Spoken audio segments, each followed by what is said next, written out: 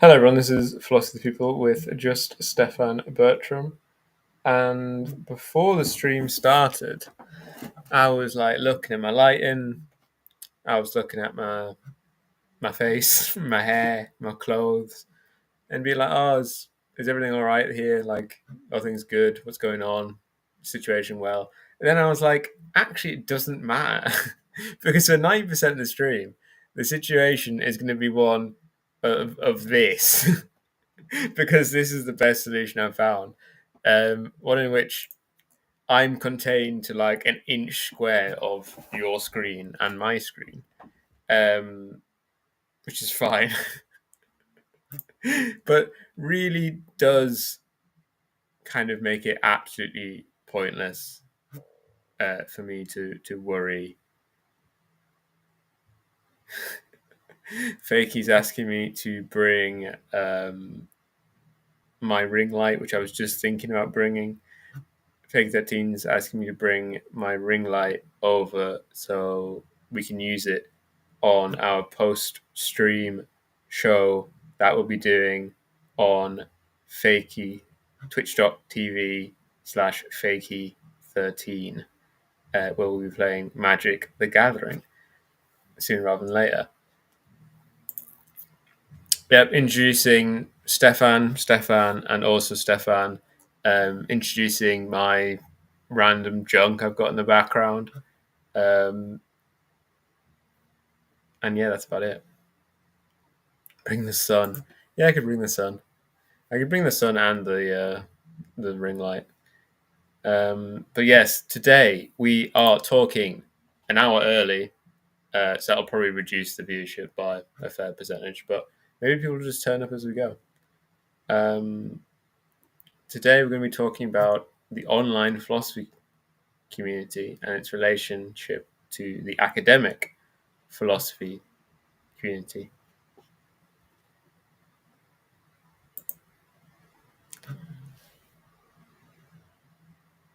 There is, of course, an academic philosophy community. I hope you're aware of them. I hope you've heard of them. They live in universities and are slowly being made extinct as we advance further into neoliberalism or post neoliberalism or whatever. Regardless of what we name the situation, we can identify concretely that university departments across the West, but especially in the Anglo American world, are being destroyed. But for the moment, they exist and they have some relation to another community, which I will describe today as the online philosophy community, which I just mean people online who either are interested in philosophy or at least say the words that they're interested in philosophy, as there's at least some kind of distinction between merely claiming that you're interested in philosophy and actually being interested in philosophy as it's understood by philosophers. So there's this whole other world consisting of social media figures, memes, subreddits, and so on that exist in a parallel dimension to this philosophical discourse. The main interface between these two worlds exists on the subreddit Ask Philosophy, which I think has hundreds of thousands of subscribers, so you wouldn't guess it. Yes, it has 431,000 subscribers. There are only 74 users currently online, which is something that's normally beaten by these streams. And this is a place where I post on. I posted on for many years. I won top commenter of r/Ask Philosophy, I think in 2022 or 2021, something like that. And then subsequently they didn't do the awards, so I won the only time. And it's mainly based on my experience with this place, as well as kind of just the general experience I've had online talking about philosophy. And of course, like the interface between me speaking on here and Ben speaking on here and people saying things in the chat, like Hegelian e-girls. But yeah, the Hegelian e-girls, that was a shockingly fast collapse.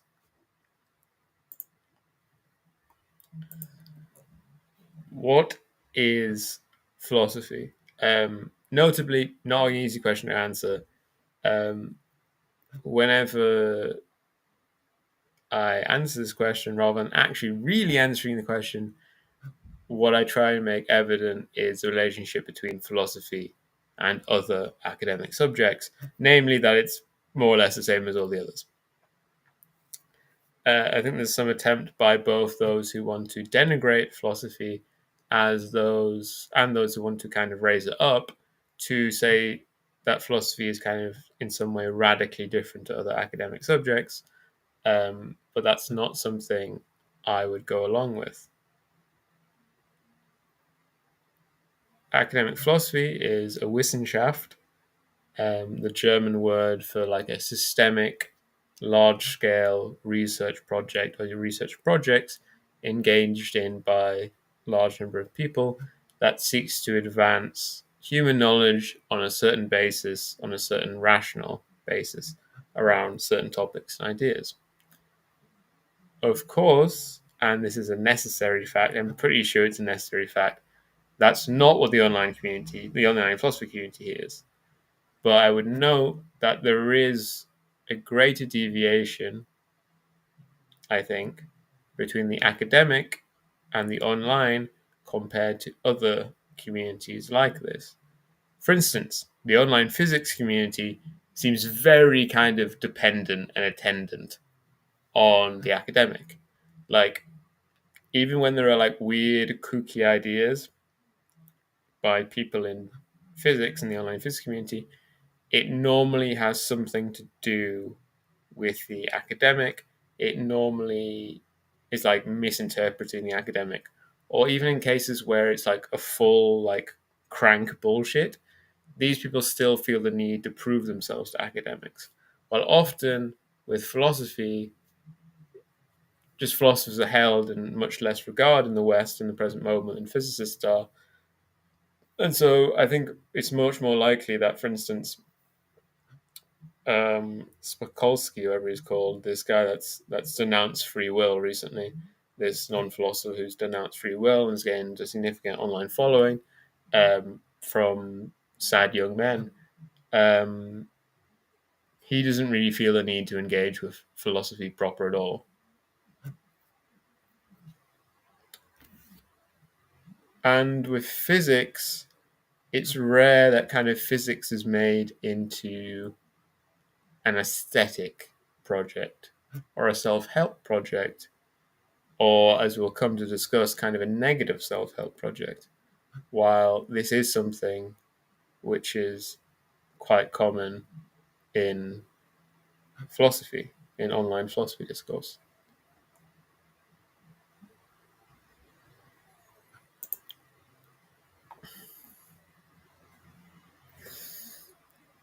If philosophy is not engaged with on the basis of seeking truth on various matters, then on what basis is it engaged with online? One way is to the degree to which they fit within a certain projection of the self. As in, Nietzsche is good and he's right about things because he's cool and he said provocative things and he like had a good beard and like he was an iconoclast. He said like various things that people say are good are actually bad, and said them early before the people. And because of all those things, I want to be cool too. So I'll say that Nietzsche is good and right, not because his arguments are necessarily convincing, especially not kind of in a straightforwardly like kind of rational and reasonable sense. Like they aren't convincing because they have like a good thread line in them, but rather people find them convincing because they sound cool, like they're written in a cool way, and you can quote them and so on.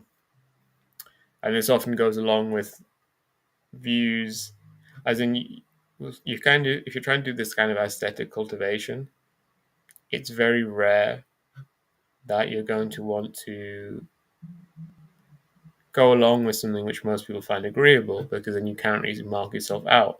Rather, you go along with the unpopular view, which is notable and interesting in the case of Nietzsche, because Nietzsche is, of course, one of the most influential and well-regarded philosophers in history. But very few people agree with any significant part of his positive project. Most philosophers are both not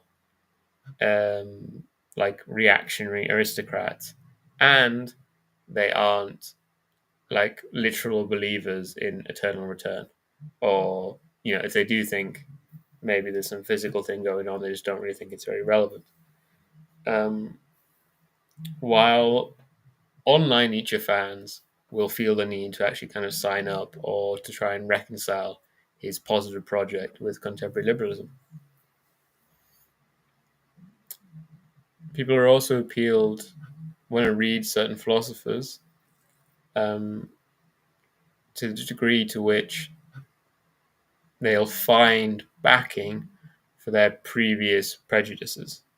They want to find books not which challenge what they're saying, or just all the best books on a certain topic, which presumably and hopefully have the most truth in them.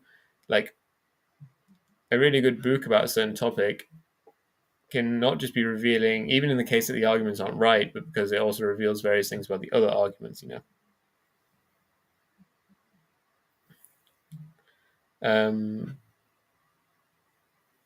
People will instead just ask for books that fit with what they already happen to think. It's very common on Reddit as philosophy for people to be like, oh, what books will agree with this list of random views? Which, of course, there is normally isn't an answer, because the list of views is normally contradictory. It's not even clear what they mean. But they kind of forget, in this sense, what the actual point of philosophy is. That we don't admire or think that someone's a good philosopher because they have a certain set of views, but rather because they have a certain set of good arguments for those views. For instance, I've forgotten his name. The guy that said that all possible worlds are actual. The analytic philosopher who said that all possible worlds are actual is again widely regarded as wrong, but was widely regarded as being a very good philosopher who wrote very brilliant books and so on and so on. Towards thinking or feeling something, philosophy can apply. This is philosophy as therapy, where people are interested in stoicism or existentialism or things like this, to the degree to which it can make them feel better. And it's not like it's impossible or even kind of unsuited that certain philosophies, certain views in philosophy, especially around ethical cases, can be used in some kind of therapeutic way. But there's often a confusion going on, where it's taken that this is actually substantive of philosophy. That philosophy is the view such that, like, philosophy is a therapeutic project. That's kind of the misapprehension some people will operate under. The idea that, oh, the point of philosophy is to feel better, is to make better yourself, as opposed to, again, seeking truth upon various matters. But what I think is very interesting, and discussing this will form a significant part of what we're talking about tonight, actually what people seem to be more interested in than philosophy as a therapeutic project is philosophy as a way to justify negative views about the world and about themselves, so that people can remain and give kind of credence and give ammunition to negative and pessimistic views they already held, which they now are giving more substantive backing.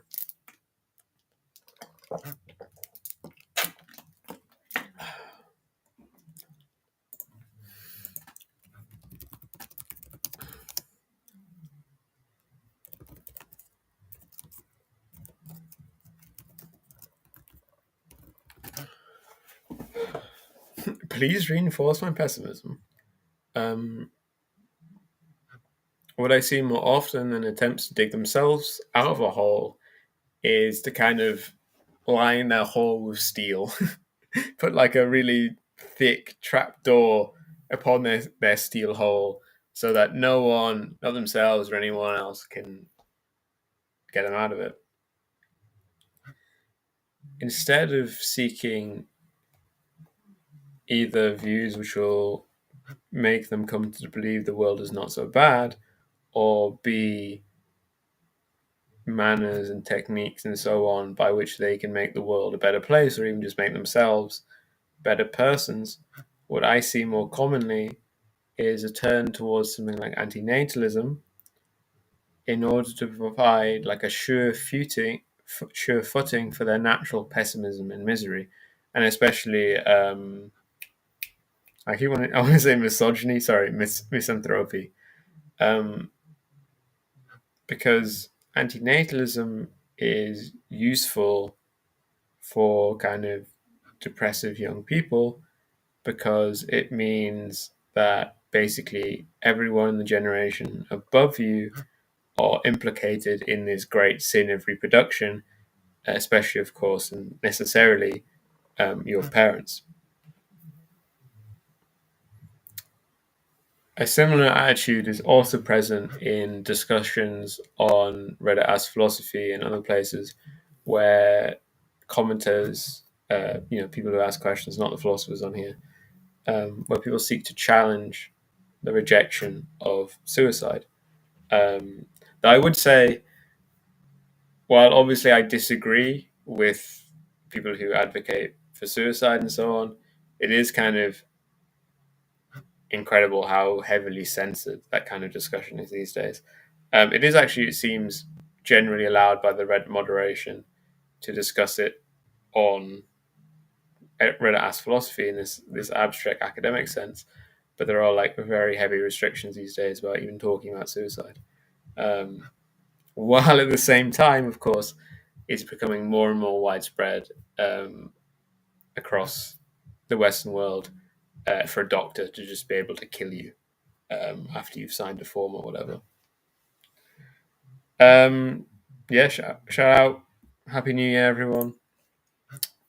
Merry Christmas. Yes, because the last show was on the 22nd, 14 days ago, where I guess I wished everyone Merry Christmas. Happy Hanukkah. I guess that's finished now, surely. It started on Christmas Day. It can't still be going, surely. I mean, there's 9 days, 10 days. Did it just finish? I have no idea.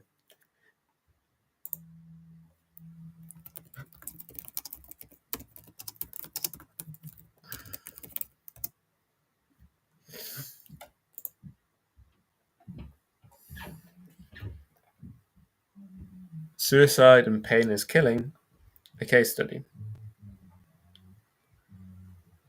So obviously, suicide seems really bad, and it might be justified only only in like very extreme circumstances. For instance, if you knew somehow with absolute certainty that you were going to just suffer intensely for say the next hour, like very intensely, suffer for the next hour, and then die.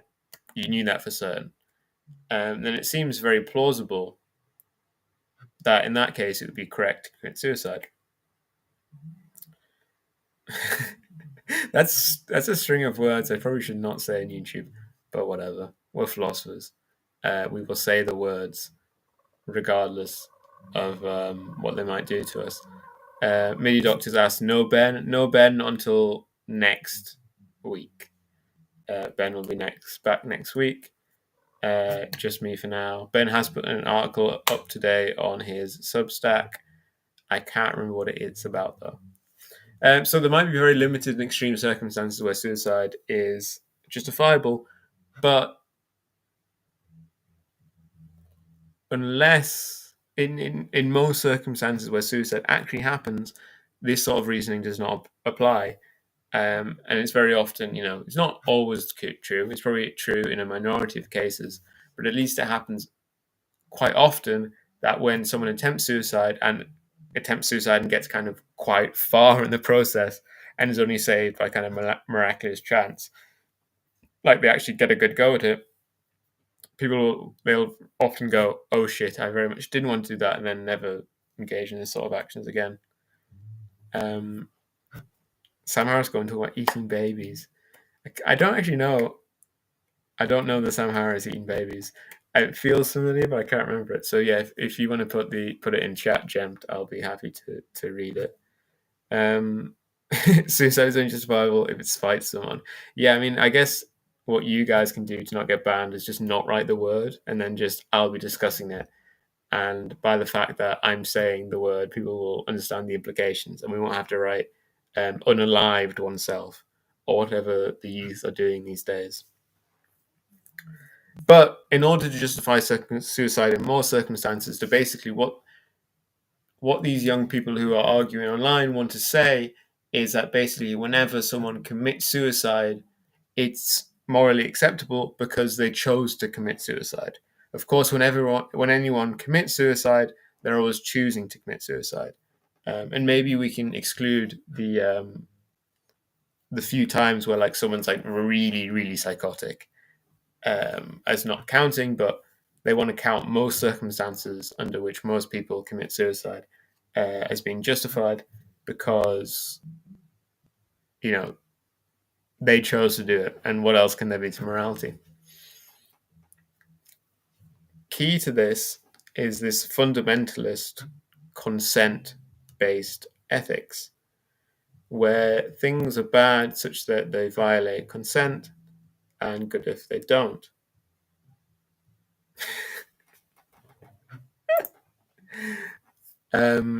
This kind of this idea of this consent-based notion is not something that stands up to any scrutiny.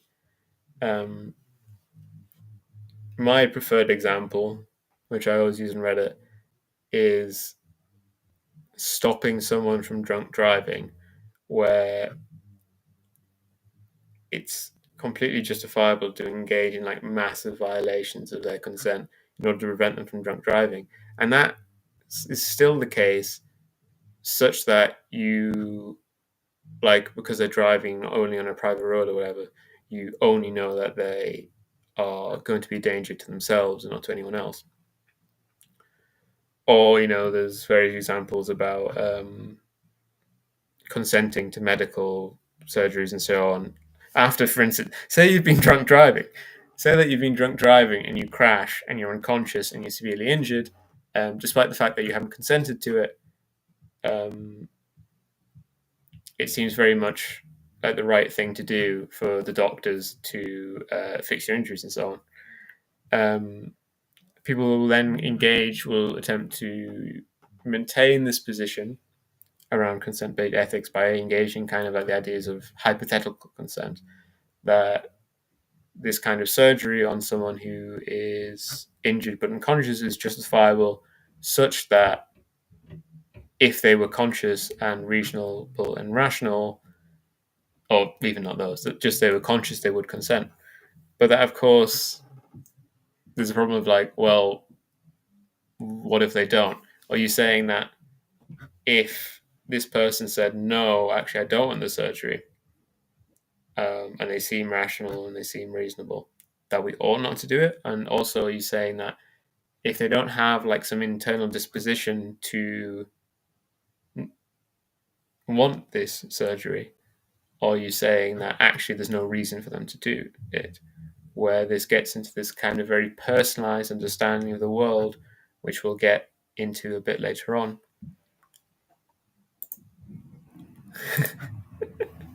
Saving drunk driving is the best way to start any philosophy thought experiment. And I'm sure it's one that's easily sympathized by everyone listening right now.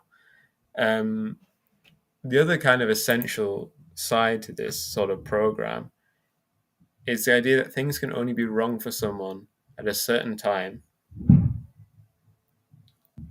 What I mean by this is the idea that suicide and death, like painless death, can't be bad for you because you don't exist. This is another kind of horn of this attempt to produce an argument which approves of suicide, or at least views it as permissible in most circumstances. where suicide and death can't be bad for you because once you've done it, you don't exist. Who is suicide bad for? Is it bad for that person? Well, they're dead, so don't worry about it, And these things can only be viewed as bad in what happens to others. For instance, with suicide, the normal argument, the normal kind of obstacle is that other people will be put in pain by your choice. And so they ask, well, hypothetically, if this person you know one, and they committed suicide, or say there was someone who knew no one, and then you killed them painlessly, why would it be wrong? And of course, this is a trivial question to answer because all you have to do is engage in the most straightforward kind of counterfactual reasoning.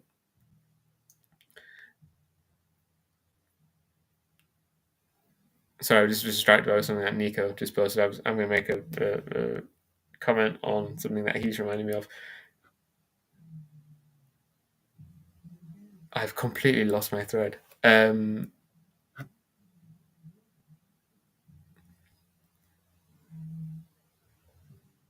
Right.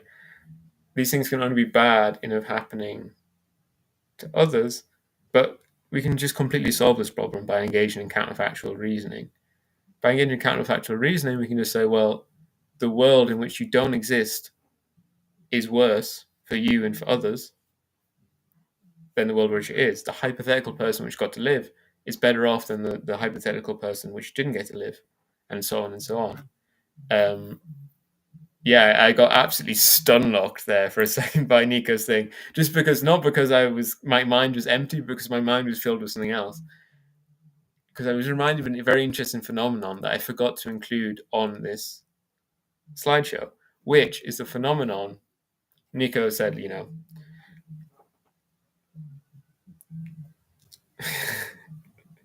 the phenomenon where Nico's just pointing out, you need to assume that time exists in order to engage in this whole argument, which is reminding me that people will also have this thing where they say, like, how is it justified to believe in morality when blah, blah, blah, blah, blah, blah. And then you talk to them and you talk to them and you talk to them. And you're like, okay, well, how can this other thing be justified? Or how can this other reasonable thing be justified? Or how can you know that there are sausages in your fridge if you open your fridge and you look and the sausages in there? And they'll go, well, I guess you can't. Then you just wasted like hours of each other's lives because they didn't just say at the start, well, actually, what I'm trying to get at is that I'm just generally skeptical. And some people just don't really realize they're actually being generally skeptical, and they put up certain things to these standards. And then when you try to apply those standards to other things that they surely do believe in, they're like, oh shit, this digs out the whole thing. So there's this kind of sometimes there's selective skepticism, but then other times there's general skepticism. People just don't come out and say it. For every reason, they keep their general skepticism to themselves, and then only tell you like dozens of messages later, "Oh, actually, I'm skeptical of everything." In which case, you're like, "Well, no shit, you're skeptical of morality too, then."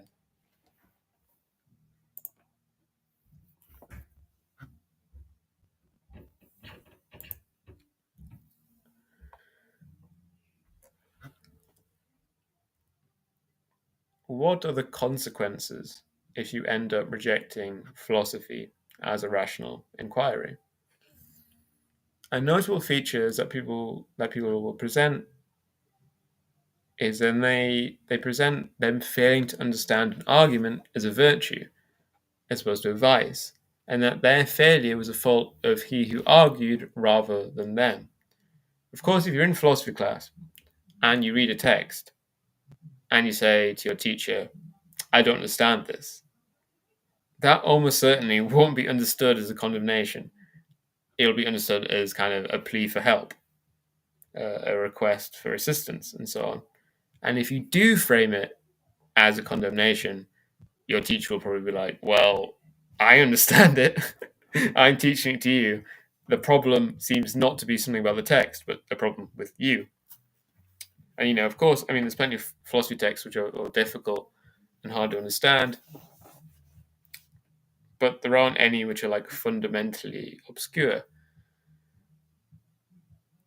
This is unfortunately something that's been given great aid in the past 20 years by Noam Chomsky, where Noam Chomsky had this thing around people he described as postmodernists, where he would basically claim he couldn't understand what they were saying. With Foucault, I think he said something on the lines of like, there's nothing in Foucault which is either, everything in Foucault is either false or false, I can't tell what it is, or it's unoriginal. Something like this, some kind of trilemma or dilemma, where there's nothing original and true in any of these philosophies. But specifically, not just the problem is not him condemning them as true or false, but condemning them as nonsense, as something which can't be understood. But fundamentally, unless you've tried really, really hard for a really, really long time, which Chomsky hadn't with these people, which I don't blame him. He's a very busy man, was a very busy man. Who, intellectual titan. I'm sure he had a billion books to read and an unfortunately large number of emails from idiots he decided to answer throughout his life, when he could have been reading postmodernists.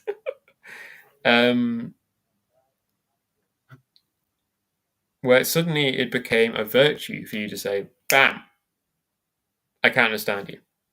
Instead of being like, oh shit, I can't understand you, I'll have to try harder.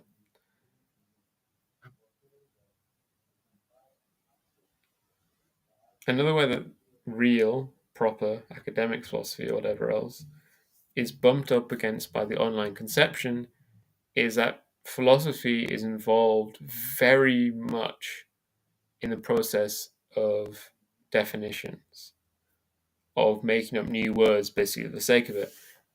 Quite a lot of the questions on Reddit Ask Philosophy are like, what is the name for this? And you're like, well, that's not something anyone argues for, so it's not the name of it.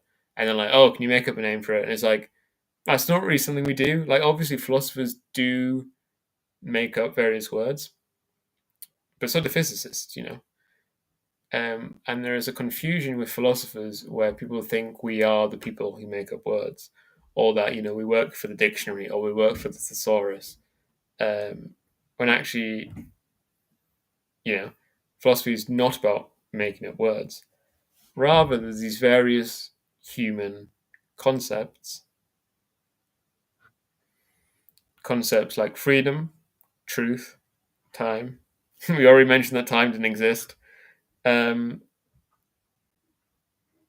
the thing is, we each know what time is, what freedom is, what truth is. We have this shared concept of these ideas. We know what the general kind of sphere that's picked out when we say these words, what's generally being referred to. And the work of philosophy is to take these concepts, which we all, in some sense, understand, or at least we know what they refer to, and specify its exact substantive conditions when and if it exists, and so on. And stipulating a definition may be part of this process, but it's far from the center, and notably, with a definition, you're very unlikely to be engaged in mere stipulation, but rather you will be engaged in an argument for why your definition best fits with the shared concept that we all share and understand.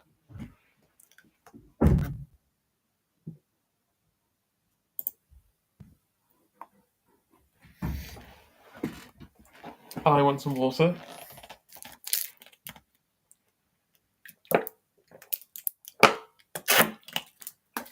Compatibilism, a case study. Compatibilism, which I haven't noted on here, but I'm going to describe what it is. Compatibilism is a topic me and Ben have discussed on the show plenty of times before. Compatibilism is the view that human freedom and deterministic metaphysics are compatible. It's not necessarily committed to the actual eventual metaphysics of our universe being deterministic, but it generally understands it as being deterministic and says within those circumstances, human freedom does exist. And it doesn't require that even, the universe be fundamentally deterministic. As long as human processes are at least relatively deterministic, then that's kind of the relevant thing which is going on.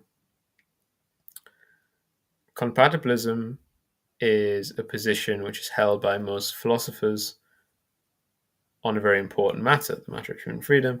I think it was 63% on the Phil Paper survey who said they were compatibilist, compared to about 15% of libertarians, who of course are mostly theists, and then 10-12% who are hard determinists who reject human freedom entirely.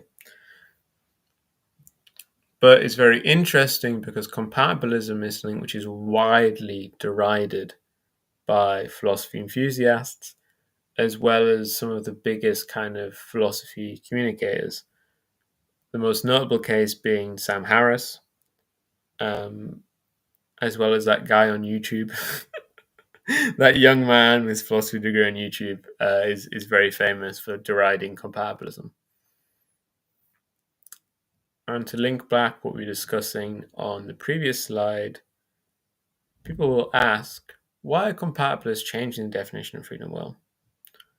Or they'll ask, why don't both sides just stipulate their definitions and then go away? But all sides of the free will debate in philosophy, be they compatibilist or incompatibilist, free will believer or free will denier, don't just want to stipulate the debate away. They wish to conclude it. Compatibilists are suggesting that this shared concept of human freedom has these sufficient and necessary conditions to exist, while other philosophers who aren't compatibilists will suggest these other conditions. So compatibilists will point to kind of the general rhythm of human life, the freedoms that we all discuss every day about, Ben gives the example of, you invite someone to lunch, they don't come.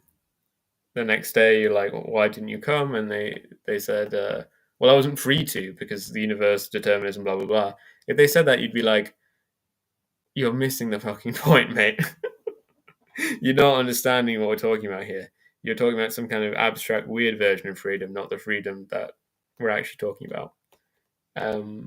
While the incompatibilists will point to factors like the fact that we can't ultimately determine who we are and things like this to say that we aren't free. But this isn't two definitions of different things. Rather, there's one thing, and we're trying to specify the conditions through which it would go through or not go through. And it's only in these circumstances that there can actually be a philosophy debate on the issue.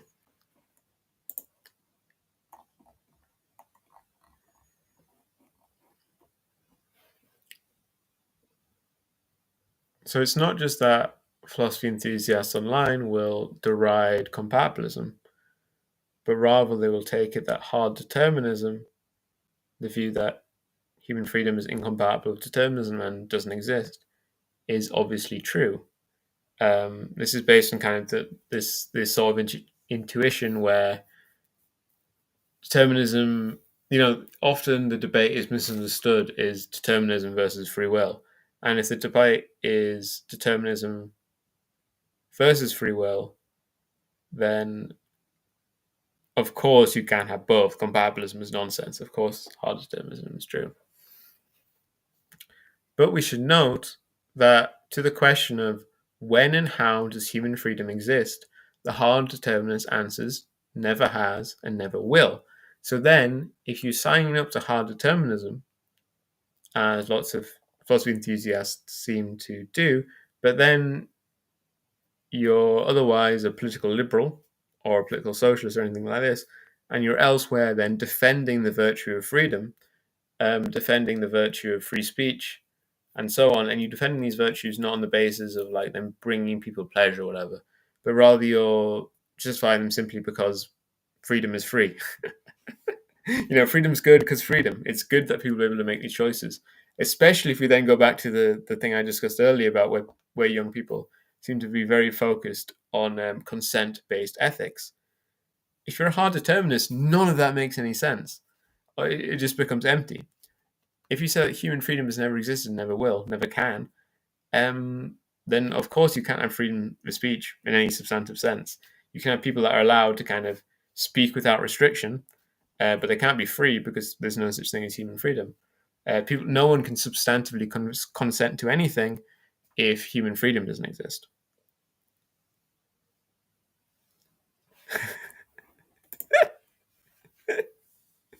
a very rare Facebook comment where someone says, "I don't have the spoons to watch the video right now, but it's hilarious aside. I assumed it's going to be a comedic short featuring Stefan from SNL."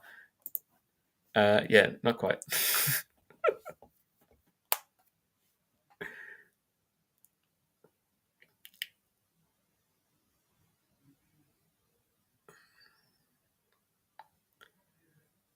This relates to something I've already mentioned. No, hold up. We're going back a paragraph. Of course, and then this doesn't mean that hard determinism is wrong.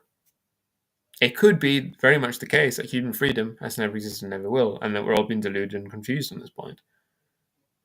Of course, in other matters like this, I'm perfectly happy to sign up to these ideas, like signing up to ideas from Dennett, that our concept of consciousness is fundamentally confused and so on, and doesn't work in the way where it intuitionally seems like it would. But it's very strange to think of hard determinism as kind of the default, intuitive, sensible, obvious option, because it's completely decrying something which, in other circumstances, in political fields and so on, we think is absolutely fundamental to the discourse, and without it wouldn't make any sense. This then also relates to this limited and personal idea of what intuitive is. Intuitive in this discourse doesn't mean intuitive to most people, makes sense to most people after like a process of reasoning. Rather by intuitive, people mean intuitive to me. That and often not really even intuitive. It just kind of means agreeable. When people say that something's intuitive, they just mean it's agreeable to me. I like it. I believe in it, and so on and so on.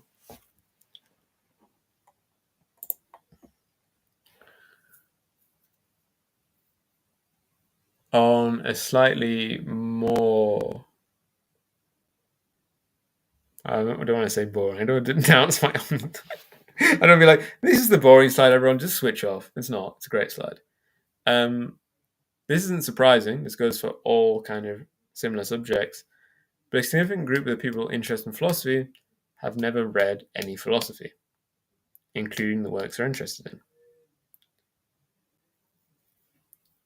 The reading list as an anti-reading device is a key factor in this.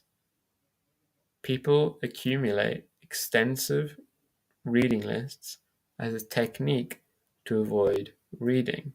What they'll do is they'll download some image off online which has 50 books on it, all with these arrows going like this and that and there. And there's no more fantastic excuse for never actually starting than having this kind of chart of books, because it makes people feel the need they have to buy like all these books all at once, which of course becomes unaffordable and so on. But it also just sets up this whole thing where people will want to read a certain book. They'll look up a reading list which includes this book that they want to read. There's all these other books before it, and you'll be like, okay, well, I'll read my book that I actually want to read, number 17. And then you'll get like 1.5 through the list after a year, and you'll stop. And this goes along with the idea that philosophy reading is hierarchical. That in order to read a certain philosopher from a certain point of time, some list of philosophers prior to them must be read. So, well, I want to read Nietzsche, but Nietzsche talks about Kant, so I have to read Kant first. Oh, but Kant talks about blah, blah, blah, blah, blah, blah, blah, blah, blah, blah, blah, blah, and you end up, your Nietzsche reading list ends up being a study of the pre-Socratics, which, funnily enough, with Nietzsche is probably a lot more relevant than a lot of others, since Nietzsche at least tried to be influenced a lot by the pre-Socratics, but it's hard for really anyone um, who lived after their works stopped being circulated to really be that influenced by the pre-Socratics, because we don't really know what they thought or said.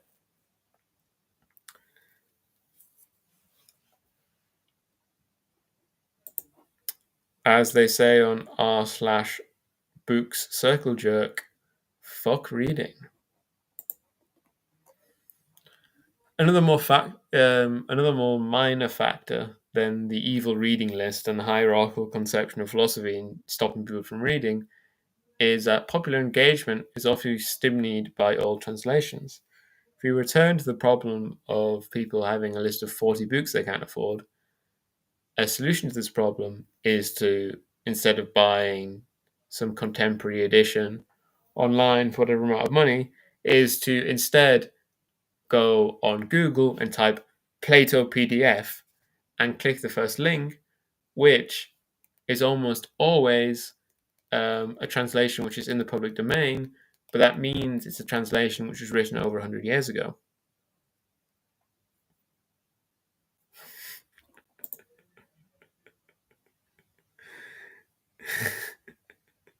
Yeah, people will. There's a lot of kind of practice towards seeming to read, or the accumulations of books without reading. It's quite incredible. Probably, actually, I was going to say a very contemporary feature, but actually, it's probably quite a historic thing from the 19th century and so on of appearing to have a large library and being well read, which then kind of dipped out in the 20th century as people actually read stuff.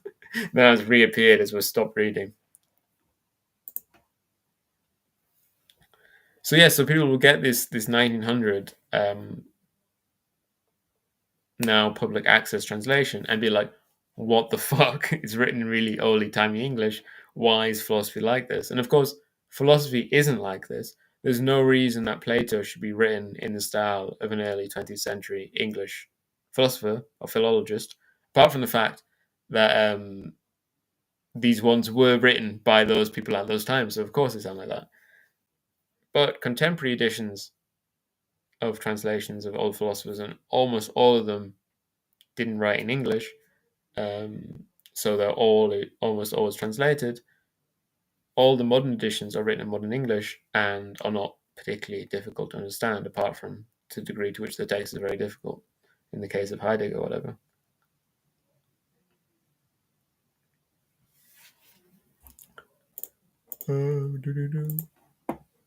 Yeah, I like some Kaufman for Nietzsche.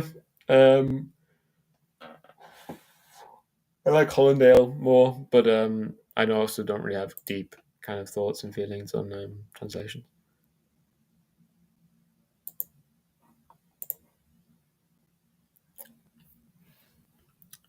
One thing I thought of talking about, but didn't particularly, apart from this slide now, is the idea of philosophy daddies, which is when a large group of mainly young men will attach themselves to some kind of public figure and regard this guy as the philosophy king who's conquering the world of philosophy, is just everything there is in philosophy.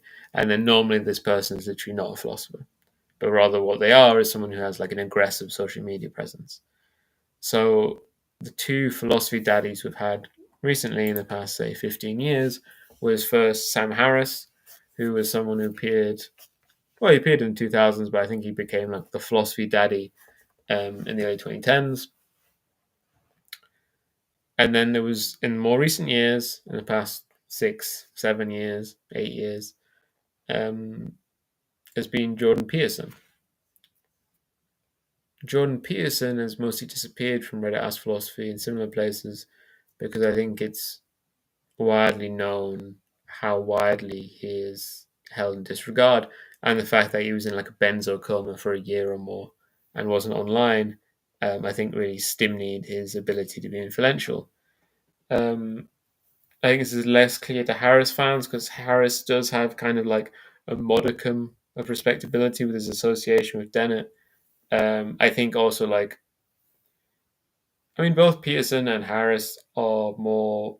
I mean, Peterson's an actual professor. He's not a professor of philosophy, while Sam Harris is also a PhD, but I don't think ever worked in academia. But I think has more things to say on neuroscience. I honestly don't know, but Peterson. I mean, the thing is, all he does is write Jungian nonsense. But I think his Jungian nonsense is quite good for Jungian nonsense.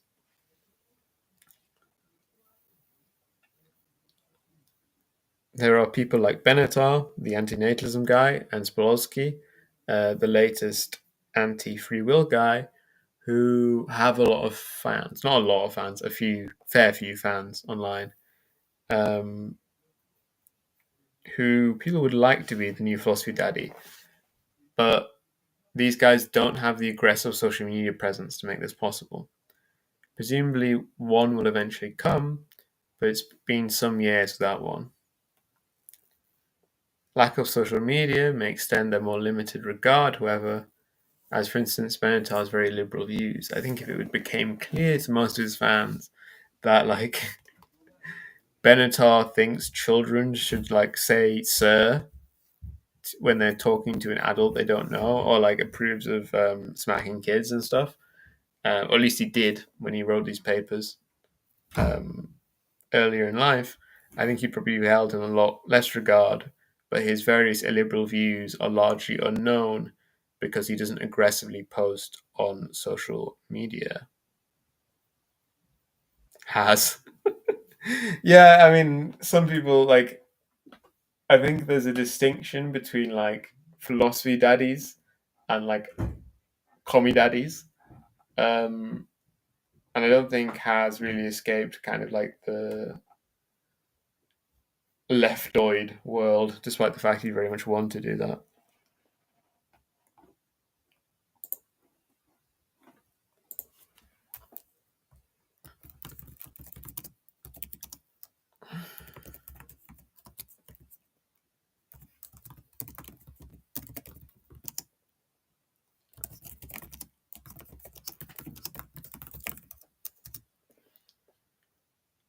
My final note would be to say if you are a philosophy enthusiast online or not online, how would you go about leveling up from someone who to go from enthusiast to someone who is like a competent amateur or is substantively self-taught?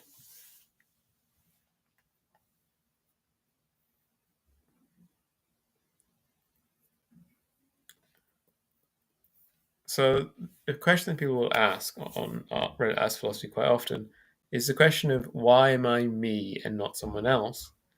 Which is a question which intuitively is appealing. On the face of it, it seems like it makes sense to ask the question of why do I live in this body and not some other body?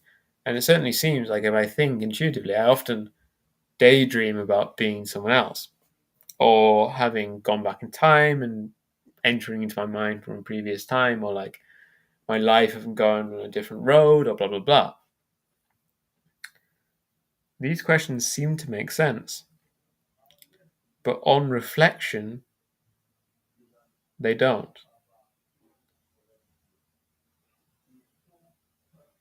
Unless you believe that your soul was something like, unless you think that you are some kind of abstract floating entity which only happened by happenstance to be connected with the body you're in, the question of why am I me and not someone else doesn't make any sense. You're you because that's just what those words mean. I and me refer to the same object. Like the question could be, why am me me? Why am I? It's like, well, because A equals A. You're you because of logical and kind of metaphysical necessity. Unless you believe, blah, blah, blah, that you happen to just be associated with your body by chance, but that's not a view that's really held by any group. Like, even if you think about reincarnation and Buddhism, they don't agree that you are attached to your body by chance, but rather that you're attached to your body through a process of karmic reincarnation and so on and so on.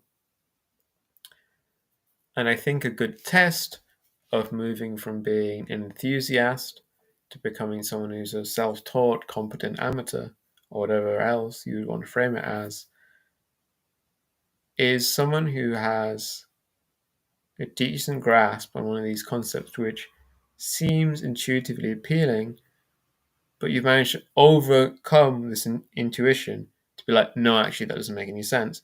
Or to do the reverse, in the case of something like compatibilism, where it seems to many people like nonsense on the front of things, but of course, there is actually a substance to it. And so you can struggle in one direction or another to view something which is intuitively makes sense as nonsense, or to kind of grapple with something which seemed to you on the face not to make any sense, to understand how it can make sense. Which doesn't mean you have to then agree with it. You don't have to become a compatibilist, but I think it's very important for everyone to at least be able to understand compatibilism if you want to kind of move up in the world of philosophy. And that's all I wanted to say today. Pop some questions in chat if you're so interested, but I will be knocking off relatively soon because I'm going to walk for a couple of minutes. Over to Fakey13's house, and we will be streaming on twitch.tv/Fakey13, me and him playing Magic the Gathering. And to be clear, I mean playing Magic the Gathering with physical, actual cards in real life. You will not be seeing a video game. If you go to twitch.tv/Fakey13, you will not be seeing a video game. You will be seeing my real hands, my real physical hands, my hands playing Magic the Gathering. You'll be seeing Fakey13's hands, which I'm sure you're excited for. And we'll be playing Magic the Gathering physically. So yes, if you are interested in all in that, head over to twitch.tv/Fakey13, where we'll be live in maybe 5-10 minutes. I don't know. It depends how many good questions people are asking. And especially if people like Afal donate to the chat, in which case I certainly have to answer that question. What if the act of consent is viewed as making explicit that which was determined rather than an act of free will in the moment? Well, we have to ask ourselves the question of, if so, why does it matter? I mean, I guess in the sense that it could matter in the sense that it would change our kind of probability field of how we understand the likelihood of our actions resulting in like pleasure and pain or something like this. Which, there is something to that. But in the end, you have to dismantle a lot to get to that point. You have to say that in that case, you can't have a consent-based ethic because in that case, consent is not valuable in itself, but only is invaluable in relation to some other value.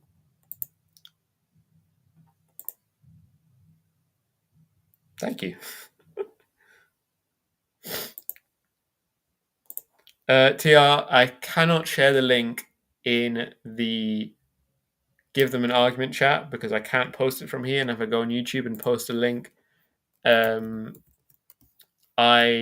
message gets auto-deleted because I'm not a mod on that side.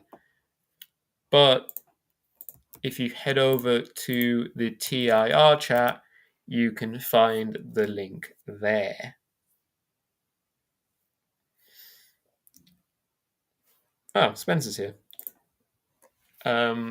I think we're very far away from online philosophy functioning as anything other than like a very marginal subculture.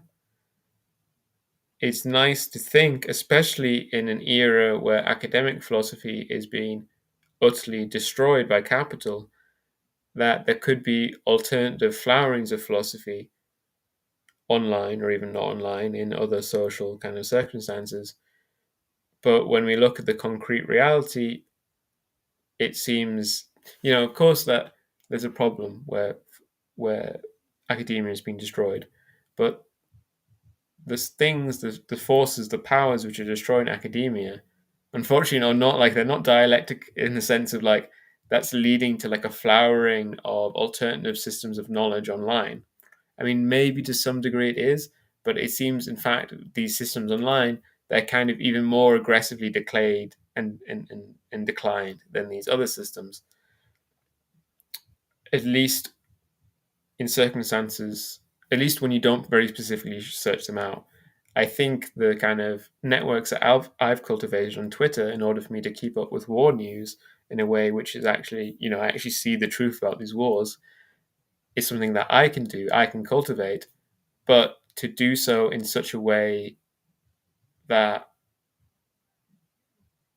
most people can't do that because most people are not inclined to that. It doesn't naturally come because you have to struggle mightily with these platforms to produce that sort of effect instead of getting fed algorithmic bullshit.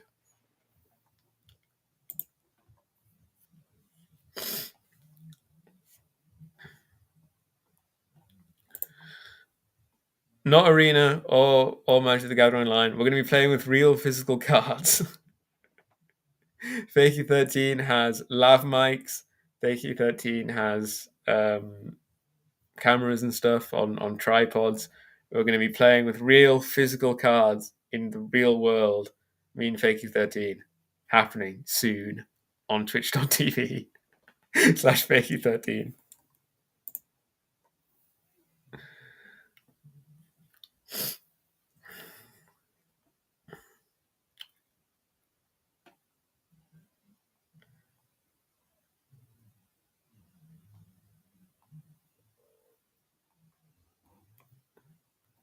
Fakey is spelled, for anyone that isn't reading the chat, it's spelled F-A-K-I. Oh, fuck. Wait. F-A-K-I-E. Jesus Christ, I'm so dyslexic. Well, at least if it all falls apart, then it will be a glorious failure, my friend.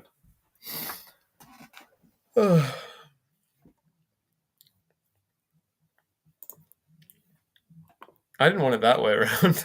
I want to be the big one. Let's go. No!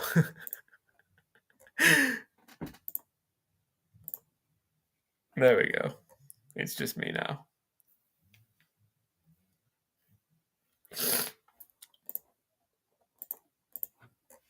Yes, if you might be thinking that when you listen to podcasts, they're like people you don't know and they don't know you saying things where they're trying to rationally get across a point. That's not true.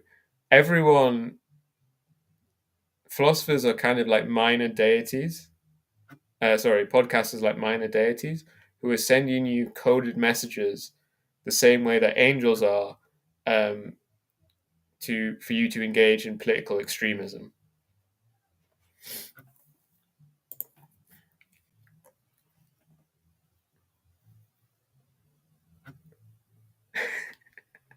That's probably not. That's probably not the last words I should say on the thing, but they will approximately be the last words that I say on the thing. Yes, goodbye, everyone. I will be, as I've said 5 times in the past minutes, be online on twitch.tv slash fakey13 very soon. So goodbye to you all. And hopefully I'll see you, most of you, well, not most of you, a fair few of you soon enough on Twitch, where you can see even more of my hands.